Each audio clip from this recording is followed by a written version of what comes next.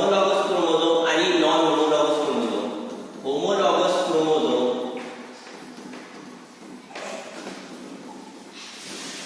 and non-homologous chromosome. तर आपल्याला माहित आहे होमोलॉगस क्रोमोझोम यामध्ये एक क्रोमोझोमची जी जोडी आहे, क्रोमोझोमची आपल्या सेलमध्ये दोन जोडी असते, त्यापैकी एक ही मदर कडून येते तर दुसरी जोडी ही फादर कडून येते. मदर कडून आलेल्या क्रोमोझोमला आपण मॅटर्नल साइट म्हणतो, मॅटर्नल साइट. तर फादर कडून आलेल्या क्रोमोझोमला आपण पॅटर्नल क्रोमोझोम म्हणतो, पॅटर्नल क्रोमोझोम.